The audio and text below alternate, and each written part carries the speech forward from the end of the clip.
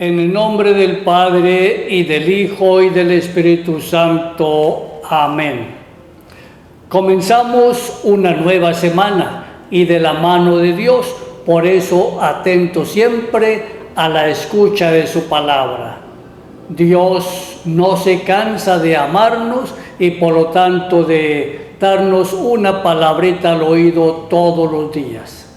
Al estilo de San Juan Bosco, siempre una palabrita al oído a sus estudiantes para encaminarlos siempre por los caminos seguros de Dios. La lectura de hoy está tomada del libro del Génesis en el capítulo 4. En aquel tiempo, Adán se unió con Eva, su mujer. Ella concibió y dio a luz a Caín, pues decía: con el fervor de Dios he engendrado un hijo. Después de algún tiempo dio a luz al hermano de Caín, Abel. Abel fue pastor de ovejas y Caín labrador. Sucedió en una ocasión que Caín presentó como ofrendas al Señor los productos de la tierra. También Abel le hizo una ofrenda, sacrificó las primeras crías de sus ovejas y quemó su grasa. Al Señor le agradaron las ofrendas de Abel, pero no le agradaron las de Caín, por lo cual Caín se enfureció y andaba resentido. El Señor le dijo entonces a Caín: ¿por qué te enfureces tanto y andas resentido? Si hicieras el bien te sentirías feliz, pero si haces el mal, el pecado estará a tu puerta, acechándote como fiera, pero tú debes dominarlo. Un día Caín le dio a su hermano Abel: vamos al campo. Y cuando estaban en el campo, Caín se lanzó contra su hermano y lo mató. Entonces el Señor le preguntó a Caín: ¿dónde está Abel tu hermano? Caín le respondió: no lo sé. ¿Acaso soy yo el guardián de mi hermano? El Señor le dijo: ¿qué es lo que has hecho? ¿No oyes cómo la sangre de tu hermano está clamando a mí desde la tierra? Por eso serás maldito y tendrás que vivir lejos de la tierra que recibió de ti la sangre de tu hermano. Y aunque cultives la tierra, ella no volverá a darte frutos abundantes. Tú andarás por el mundo errante y fugitivo. Caín le contestó al Señor: mi castigo es demasiado grande para soportarlo. Puesto que tú me arrojas de esta tierra fértil, tendré que ocultarme de ti y andar errante y fugitivo por el mundo, y cualquiera que me encuentre me matará. El Señor le dijo: de ninguna manera. El que te mate a ti será castigado 7 veces. Y el Señor le puso una señal a Caín para que si alguien lo encontraba no lo matara. Adán se unió otra vez a su mujer y ella dio a luz un hijo, a quien llamó Set, pues decía: el Señor me ha dado otro hijo en lugar de Abel, asesinado por Caín. Es lo que nos cuenta entonces el libro del Génesis. Aquel día Caín atentó contra su hermano y lo mató. Preguntémonos, ¿sucedieron así los hechos como lo narra el autor sagrado, como lo acabamos de escuchar en la proclamación de la palabra? Acordémonos que en días anteriores hemos dicho que los primeros 11 capítulos del Génesis son un hermosísimo poema pedagógico que busca dar respuesta a grandes interrogantes de la humanidad. Y uno de esos grandes interrogantes está en esta pregunta: ¿por qué existe el mal? ¿Por qué nosotros nos matamos unos a otros?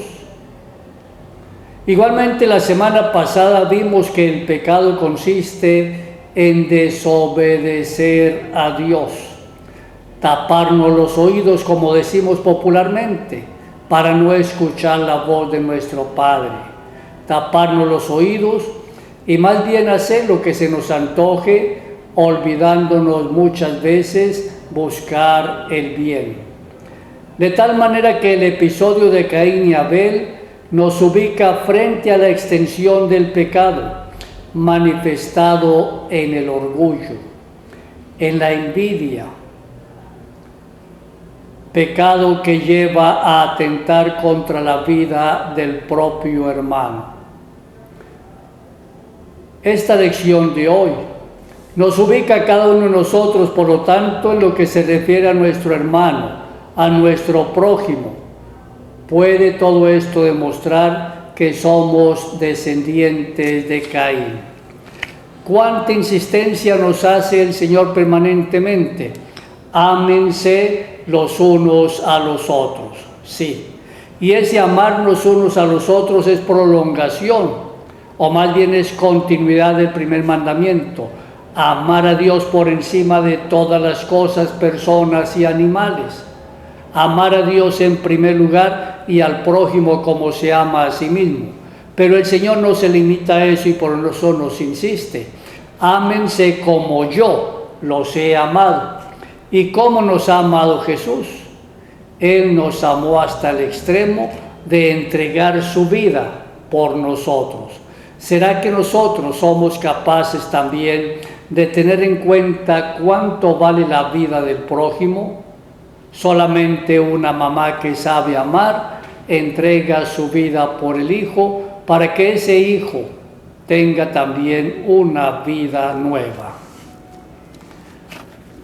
El Salmo responsorial, el 49, nos dice hoy que el amor al hermano es sacrificio agradable a Dios.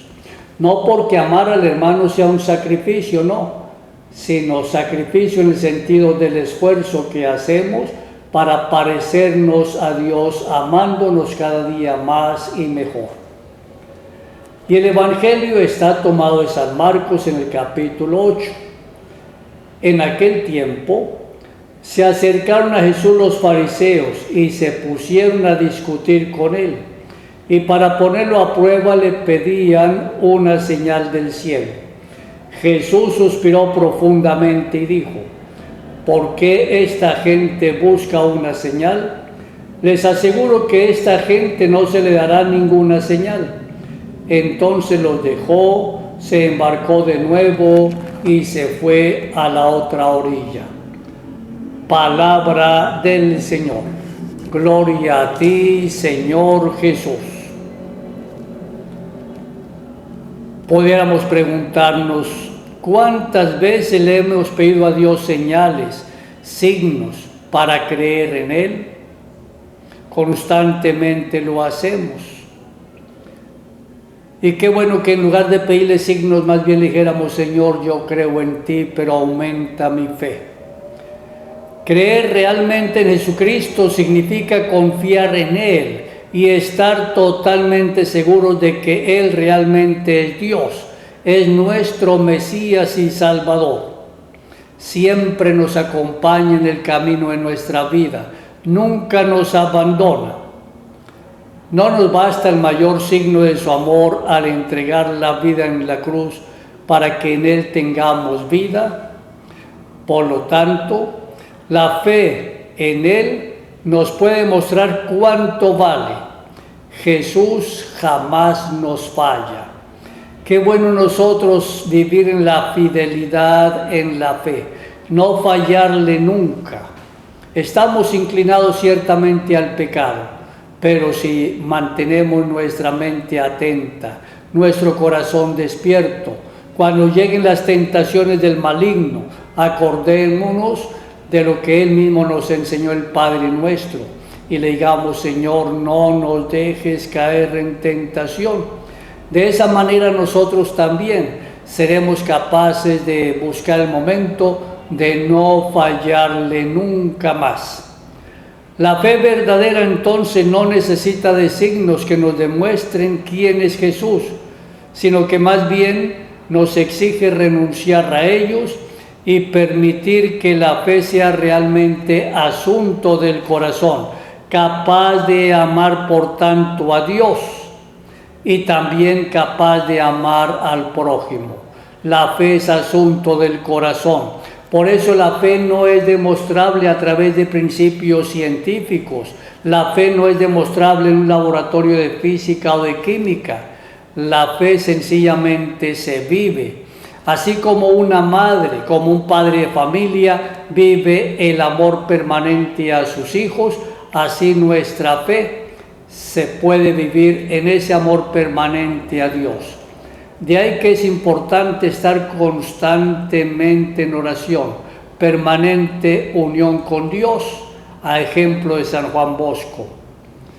Decían que él todo el día estaba trabajando en los distintos talleres allá con sus muchachos, enseñándoles zapatería, peluquería, cocina, imprenta, enseñarles a fabricar papel y otra cantidad de talleres, que todo el tiempo estaba atendiendo a personas que venían a colaborar en su oratorio, que todo el tiempo estaba definitivamente ocupado, pero todos los días tenía tiempo para celebrar la Eucaristía, prepararla con amor, dar acción de gracias al final de ella, atender a las confesiones, hacer su momento de meditación, en fin. Pero además le ofrecía al Señor todo su trabajo a manera de oración. Permanente unión con Dios es una muestra de que de verdad nosotros podemos vivir en la fidelidad a Dios, viviendo la fe sincera y definitiva.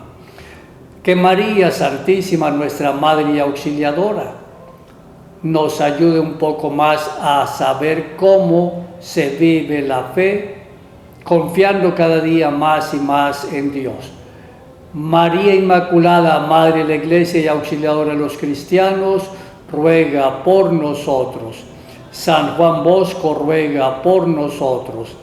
Que el Señor Dios te bendiga y te favorezca, te muestre su rostro y te conceda siempre la paz, la alegría y la salud.